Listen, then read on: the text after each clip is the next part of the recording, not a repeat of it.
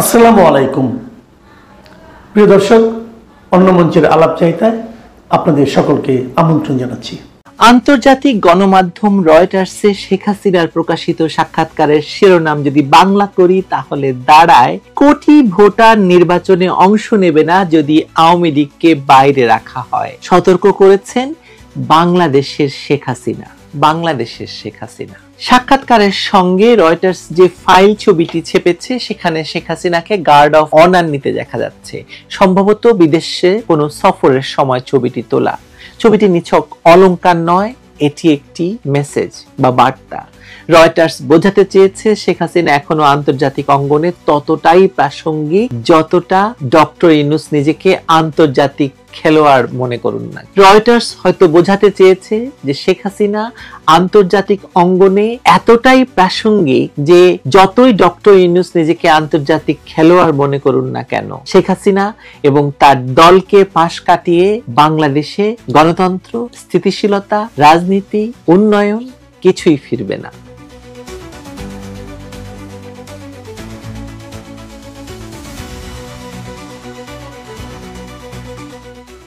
বোঝাই যাচ্ছে শেখ হাসিনার সাক্ষাৎকার প্রকাশের পর ডক্টর ইউনূসের সরকার বেশ নড়েচড়ে বসেছে। দুদিন আগেই আমি বলেছিলাম যে আওয়ামী লীগ আন্তর্জাতিক অঙ্গনে খেলা শুরু করেছে। একে একে 3টি পদক্ষেপ এখন সেটি প্রমাণ করছে।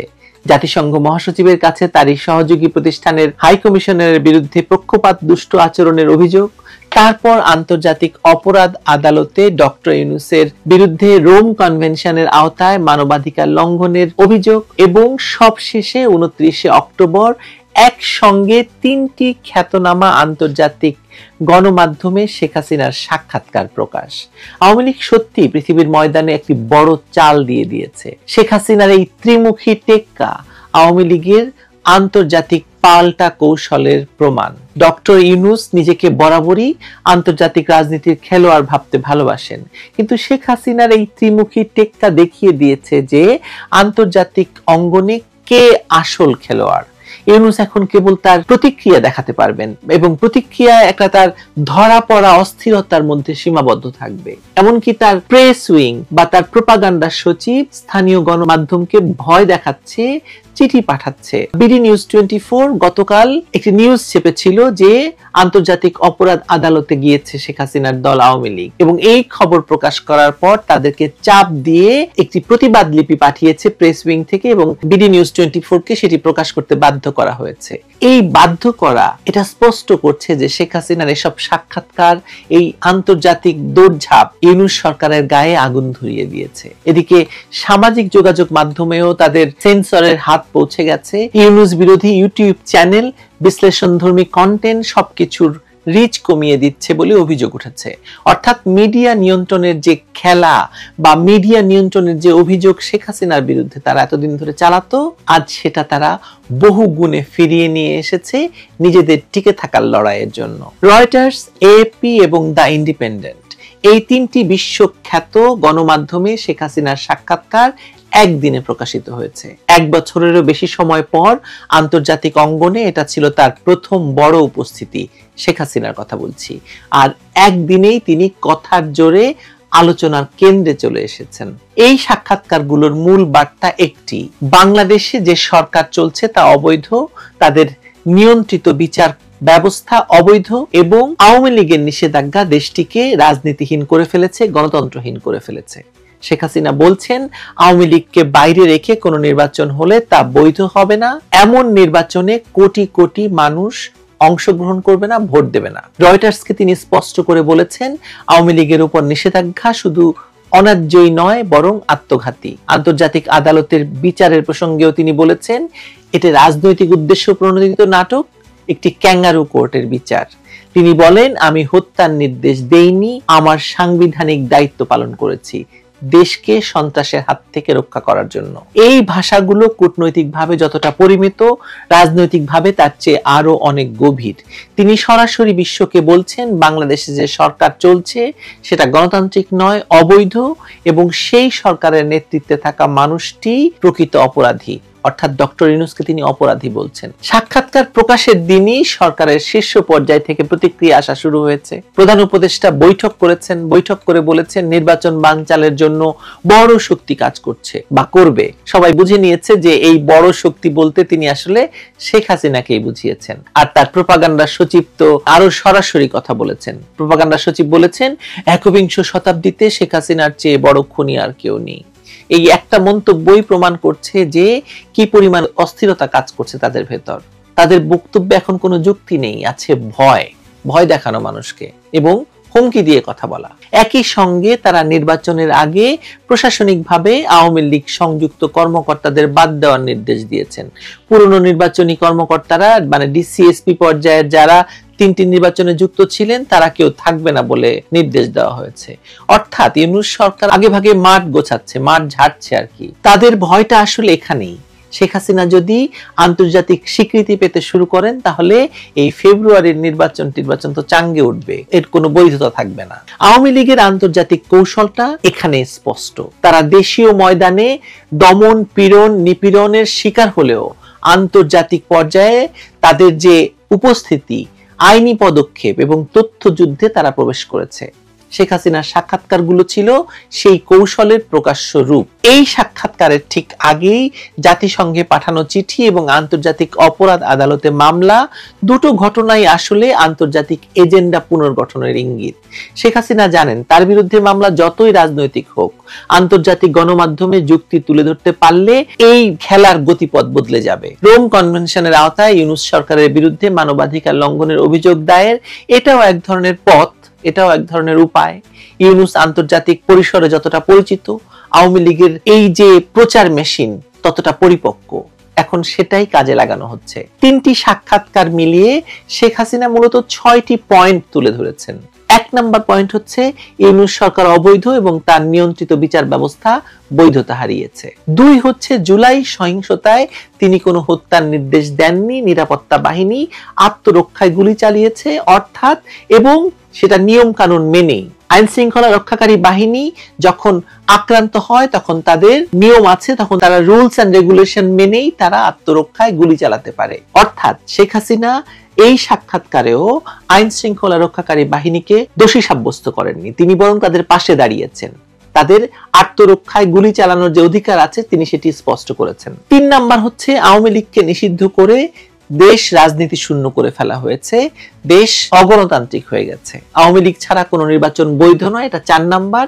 এবং 5 নাম্বারে তিনি বলেছেন তিনি দেশে ফিরতে চান, তবে নিরাপদ এবং বৈধ সরকার না আসা পর্যন্ত তিনি ফিরবেন না। আর 6 নাম্বারে তিনি বলেছেন আওয়ামী লীগ নেতৃত্ব পরিবার নির্ভর নয়, তার দল গণতান্ত্রিক ভাবেই টিকে থাকবে। কোনো ব্যক্তি বা পরিবারের উপর তার দলটি নির্ভরশীল নয়। দলটি এমন স্বয়ংসম্পূর্ণ, এমন শক্তিশালী একটি দল যে বাংলাদেশে গণতান্ত্রিক রাজনৈতিক দল বলতে আওয়ামী লীগকেই বোঝায়। এই 6টি পয়েন্টের ভেতর একটি নিরবচ্ছিন্ন বার্তা আছে, একটি স্পষ্ট বার্তা আছে।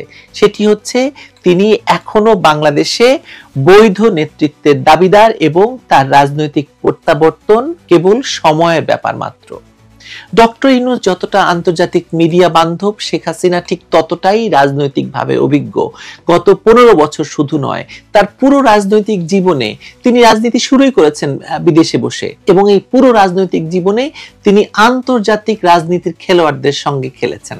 এবং আপনি লক্ষ্য করে দেখবেন যে গত 15 বছরে শেখ হাসিনা যে পরাশক্তিগুলোর সঙ্গে ভারত, চায়না, রাশিয়া, আমেরিকা, ইউরোপীয় ইউনিয়ন সবাইকে তিনি এমন ভাবে ম্যানেজ করে রাজনীতি করেছেন যে বাংলাদেশকে তিনি অন্য রাজনৈতিক ময়দানে নিয়ে গিয়ে ফেলেছিলেন। ইউনূস একজন বক্তা, ইউনূস আন্তর্জাতিক সম্মেলনে বক্তৃতা দেন, কিন্তু শেখ হাসিনা আন্তর্জাতিক রাজনীতিতে অংশগ্রহণকারী, তিনি রাজনীতির পার্ট।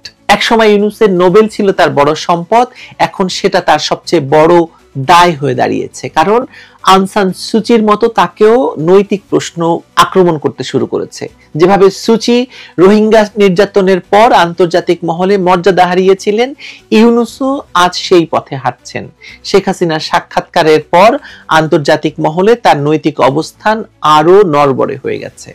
শেখ হাসিনা বাংলাদেশের রাজনীতিতে অনেক বেশি প্রাসঙ্গিক, অনেক বেশি ধারাবাহিক। তাকে অনেকে হয়তো বলেন মুখরা, তিনি রাজনৈতিক শিষ্টাচার মানেন না, তিনি পটপট করে কথা বলেন, কিন্তু এই কথা বলা কঠিন যে তিনি নির্বিচারে হত্যার নির্দেশ দিয়েছেন, এটি কোনো বিশ্লেষক মানতে চান না। এই কারণে মানতে চান না কারণ বিগত 15 বছরে তিনি কর্তৃত্ববাদী হয়েছিলেন বটে, কিন্তু তার শাসনকালে তিনি বিরোধীদের বিরুদ্ধে যেসব ব্যবস্থা নিয়েছেন তার সবগুলো আইনানুগ ছিল। যুদ্ধাপরাধের বিচারের কথা বলুন বা খালেদা জিয়ার মামলার কথা বলুন, যুদ্ধাপরাধের বিচার তিনি নিয়ে এসেছিলেন তাদের এজেন্ডায়, দলীয় ম্যানিফেস্টোতে, এবং মানুষের ম্যান্ডেট নিয়ে এসে তিনি যুদ্ধাপরাধের বিচার করেছেন। খালেদা জিয়ার বিচার হয়েছে নিয়মিত আদালতে। সবচেয়ে তাৎপর্যপূর্ণ হলো 1975 সালের 15 আগস্ট বঙ্গবন্ধু সহ তার সপরিবারে যে হত্যাকাণ্ডের ঘটনা ঘটেছে সেই বিচারটি তিনি করেছেন বিচারিক আদালতের মাধ্যমে, কোনো বিশেষ ট্রাইব্যুনাল গঠনের না করেই। এইভাবে 21শে আগস্টের গ্রেনেড হামলার বিচারও হয়েছে বিচারিক কাঠামোয়। এতগুলো দৃষ্টান্ত প্রমাণ করে যে শেখ হাসিনা তার রাজনৈতিক প্রতিপক্ষের প্রতি প্রতিশোধ পরায়ণ ছিলেন না, বরং বিচার প্রক্রিয়ার প্রতি আস্থাশীল ছিলেন। তার সরকার যত কঠোরই হোক না কেন আইন বহির্ভূত হত্যার অনুমোদন তিনি দেননি। জুলাইয়ের সন্ত্রাস এবং অভ্যুত্থানের পর থেকে বাংলাদেশে আওয়ামী লীগের কার্যক্রম নিষিদ্ধ, আওয়ামী লীগের নেতাকর্মীরা হত্যাকাণ্ডের শিকার, বিনা বিচারে আটকের শিকার, ব্যবসাপাতি সব লুট হয়ে গেছে। কিন্তু এই দলটি ছাড়া কোনো রাজনৈতিক ভারসাম্য রাখা যে সম্ভব নয় এ কথা শেখ হাসিনা তার সাক্ষাৎকারে তুলে ধরেছেন। তার যুক্তি ছিল খুব সরল, যতদিন না আওয়ামী লীগ রাজনীতি করার অধিকার ফিরে পাবে ততদিন বাংলাদেশে স্থিতিশীলতা ফিরবে না, বাংলাদেশে গণতন্ত্র ফিরবে না, বাংলাদেশে রাজনীতি ফিরবে না। এই বক্তব্যই এখন আন্তর্জাতিক মহলে আলোচনার কেন্দ্রবিন্দু হয়ে উঠেছে। কারণ আওয়ামী লীগকে বাদ দিলে বাংলাদেশের গণতন্ত্র একপাক্ষিক হয়ে যায়, বাংলাদেশের রাজনীতি একপাক্ষিক হয়ে যায়, এবং আপনি বিএনপি, জামাত, এনসিপি সব আসলে একই রাজনীতি করে, ওই এক দলের রাজনীতি তো চলবে না। সেই বাস্তবতা বুঝেই পশ্চিমা বিশ্ব, বিশেষ করে ইউরোপীয় ইউনিয়ন এবং যুক্তরাষ্ট্র এখন ইনক্লুসিভ ইলেকশন বা অংশগ্রহণমূলক নির্বাচনের কথা মানে শব্দটা বারবার ব্যবহার করতে শুরু করেছে। শেখ হাসিনা এবং তার দল আওয়ামী লীগের ইতিহাস দীর্ঘ এবং গণতান্ত্রিক ভাবে প্রথিত। শেখ হাসিনা কখনো নিস্তরঙ্গ রাজনীতিবিদ ছিলেন না, তিনি বোবা রাজনীতিবিদ নন। তিনি আক্রমণ করেন আবার প্রতিরোধ করতে জানেন। তার শক্তি কথার জোরে, বাক্যবাণে প্রতিপক্ষকে ঘায়েল করা তার পুরনো অভ্যাস, এটাই তার রাজনীতি। তবে তিনি যে নির্বিচারে হত্যার নির্দেশ দিতে পারেন না বা দেননি সেটা প্রত্যেকটি বিশ্লেষক মনে করেন, এবং এই আলোকেই আপনি দেখবেন যে প্রত্যেকটা সাক্ষাৎকার নেওয়া হয়েছে। তার রাজনৈতিক আচরণের ইতিহাস, বিচার প্রক্রিয়ার প্রতি তার সংযম, সম্মান এবং প্রতিপক্ষকে ন্যূনতম আইনি সুযোগ দেওয়ার দৃষ্টান্ত, এগুলোই প্রমাণ করে যে তিনি সেটা করতে পারেন না। যেভাবে সন্ত্রাস এবং ভয়ঙ্কর সন্ত্রাসের মাধ্যমে ইউনূস সরকার ক্ষমতা দখল করেছে এবং আওয়ামী লীগের কার্যক্রম নিষিদ্ধ করেছে, তাতে বাংলাদেশে গণতন্ত্র কার্যত শ্বাসরুদ্ধ হয়ে পড়েছে, এবং এ কারণেই ডক্টর ইউনূসকে এখন উল্টো মানুষ দোষারোপ করতে শুরু করেছে গণতন্ত্র হত্যাকারী হিসাবে। 3টি আন্তর্জাতিক গণমাধ্যমের সাক্ষাৎকার শুধু শেখ হাসিনার অবস্থান নয়, বাংলাদেশের রাজনীতির গতিপথ বদলে দিয়েছে। ইউনূস এখন বুঝতে পেরেছেন এই টেক্কা মানে শেখ হাসিনার এই টেক্কা শুধু রাজনৈতিক নয়, কূটনৈতিকও। আর এই কারণেই তিনি কাঁপছেন, কারণ তাকে তো এর পাল্টা চাল চালতে হবে। তিনি কোন চাল চালবেন তার হাতের কার্ড ফুরিয়ে এসেছে, তার হাতে আর কোনো টেক্কা নাই। এটাই শেখ হাসিনার রাজনীতি। দেখেন কোথাকার জল কোথায় গড়ায়। ভালো থাকবেন সবাই।